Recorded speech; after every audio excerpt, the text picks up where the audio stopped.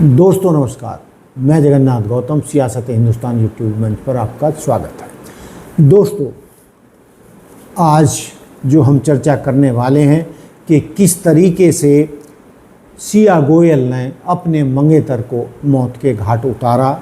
दोस्तों, इससे नौजवानों की मानसिक स्थिति बहुत ख़राब हो गई है। अभी हम राजा रघुवंशी की मौत को हम भूल नहीं पाए थे कि किस तरीके से उसकी नवविवाहिता पत्नी सोनम ने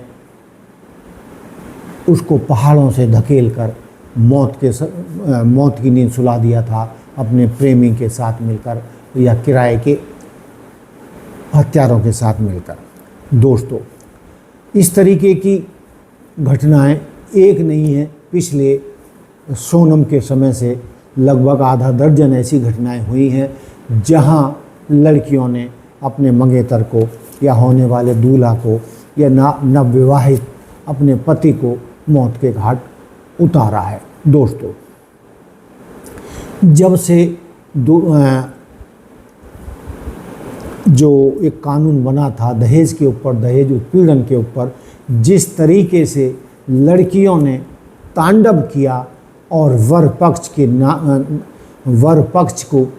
के नाकों चने चबाए हैं, और कई लड़कियों ने तो ये धंधा बना लिया था कि शादी करो और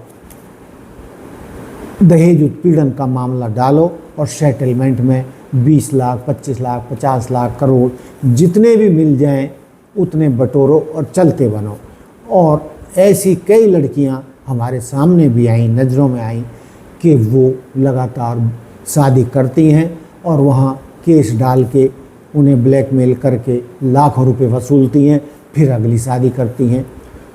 आपको इस तरीके की घटनाएं हर शहर में मिल जाएंगी। यानी आजकल की लड़कियां अपने वर पक्ष को, सास हो, ससुर हो, देवर हो, देरवानी हो, जेठ हो, जेठानी हो, ननद हो, सबको जेल पहुंचाने का काम करती रही हैं। और वो कानून इतना ख़तरनाक है जिससे बचना किसी के लिए नामुमकिन है।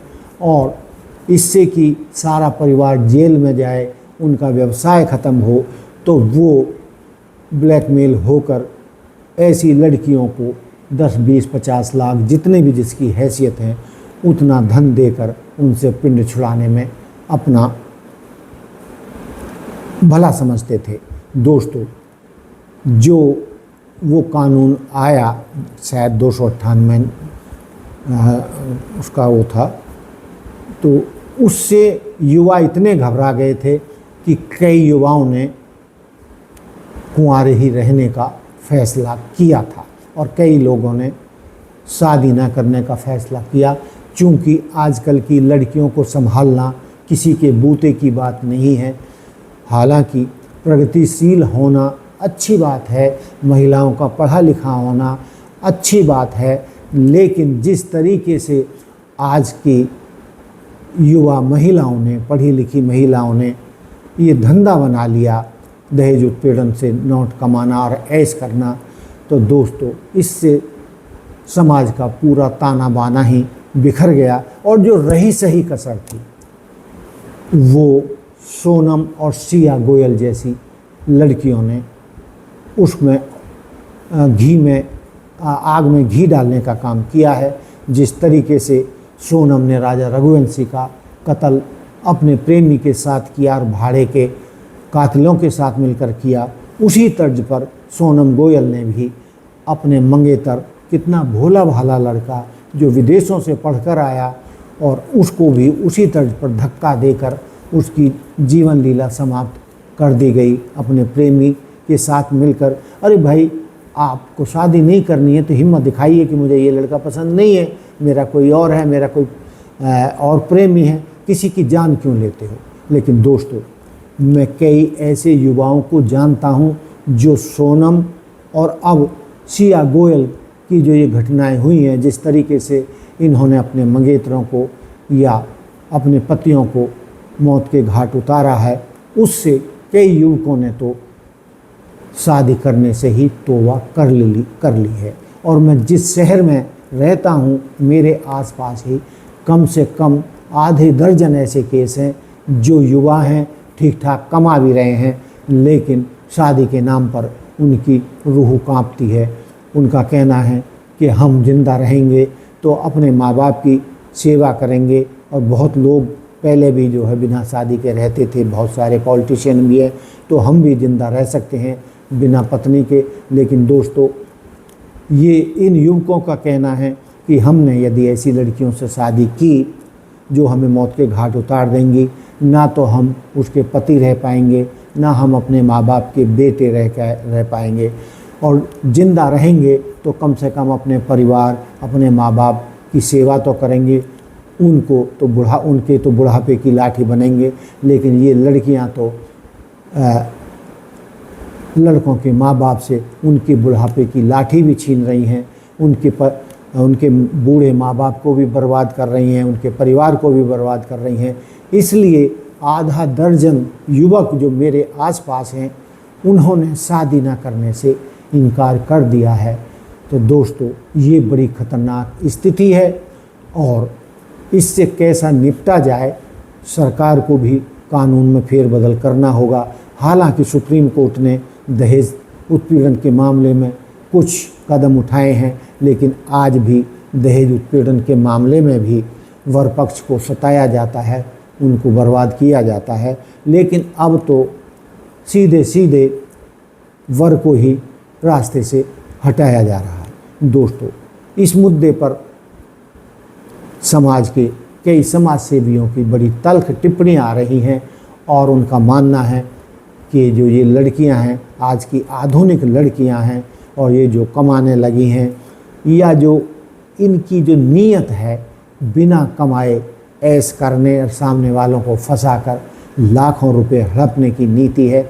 दोस्तों, तो सामाजिक कार्यकर्ता भी बहुत दुखी हैं और इस मुद्दे पर सबसे ज़्यादा तो जो बयान मान्य रखता है वो है राजा रघुवंशी की मां का। उन्होंने सोशल मीडिया पर दिए अपने एक बयान में कहा है कि सोनम और ये सिया गोयल जैसी और भी कई लड़कियां हैं जिन्होंने अपने मंगेतर और अपने पतियों को मौत के घाट उतारा है। इन सब को सार्वजनिक रूप से चौराहों पर लटकाकर फांसी जब तक न दी जाएगी, युवकों के दिमाग से डर नहीं निकलेगा और वो शादी करना बंद कर देंगे। यदि युवक शादी नहीं करेंगे तो इन लड़कियों का क्या होगा? लोगों के वंश आगे नहीं चलेंगे, प्रकृति की सृष्टि आगे नहीं बढ़ेगी। जो लोग इसको बहुत व्यक्तिगत और मामूली बात समझ रहे हैं, उनको समझ लेना चाहिए कि ये बहुत खतरनाक दौर है, जिस दौर में ये लड़कियां ऐसे खतरनाक कदम उठाकर हत्याएं कर रही हैं या करवा रही हैं। तो दोस्तों, मैं राजा रघुवंशी की मां के इस बयान से सहमत हूं कि इन सोनम और सिया गोयल जैसी लड़कियों को जब तक फांसी की सज़ा नहीं दी जाएगी, तब तक समाज में अमन चैन नहीं लौटेगा और लड़कों की मौत ऐसे ही होती रहेगी और कोई भी मरना नहीं चाहता। और इसलिए बहुत सारे युवक शादी से ही इनकार कर रहे हैं। ऐसे में तो ये लड़कियां भी बिना शादी के रह जाएंगी, वंश तो इनका भी नहीं चलेगा। अब मुझे नहीं लगता है कि सिया गोयल की भी शादी अपने प्रेमी से हो जाएगी। ये तय है कि इनकी ज़िंदगी तो जेल में कटनी है या फांसी होनी है। तो इनको भी क्या मिला, या सोनम को क्या मिला, या सिया गोयल को क्या मिला, इनको पहले ही सोच लेना चाहिए था कि कानून अपना काम करेगा और आप जेल के शिकंजों के पीछे जा सकते हो। लेकिन दोस्तों, जो इनके ऐसे सपने हैं जो कभी पूरे नहीं हो सकते, उन सपनों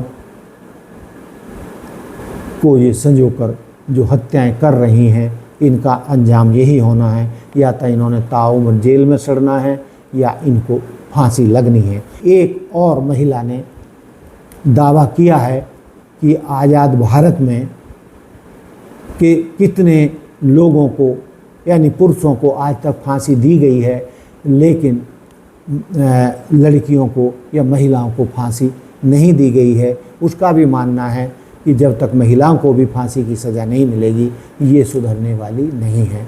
1947 में हमारा देश आजाद हुआ, तब से लेके आज तक 750 के करीब मर्दों को फांसी हो चुकी है, पर एक भी औरत को नहीं हुई। भारत के इतिहास में आज तक एक और ऐसा नहीं है मर्डर नहीं कर रही है, मर्डर तो ये कर रही है पर ये प्रैक्टिस्ड है। तो दोस्तों, ये जो मैंने मुद्दा उठाया है कि सिया गोयल या सोनम जैसी जो इन्होंने हत्याएं की हैं, उनके डर से युवक शादी करने से ही डरने लगे हैं। तो आप इस बात से कितने सहमत हैं कि इस समस्या का कोई ना कोई समाधान जरूर निकलना चाहिए, समाज को भी और कानून को भी कोई रास्ता निकालना होगा, वरना दोस्तों समाज में अव्यवस्था फैल जाएगी। आप क्या कहते हैं कि सोनम और सिया गोयल को फांसी लगनी चाहिए या नहीं? ऐसी लड़कियों को सख्त सज़ा मिलनी चाहिए या नहीं? और ये समाज कैसे सुधरेगा? आप अपने तर्क और कमेंट्स करके हमें बता सकते हैं, और यदि आपके बेहतरीन कमेंट्स आए तो उनको लेकर भी हम अगली वीडियो बना सकते हैं। तो दोस्तों, देखते रहिए सियासत हिंदुस्तान। जय हिंद, जय भारत, जय संविधान। नमस्कार।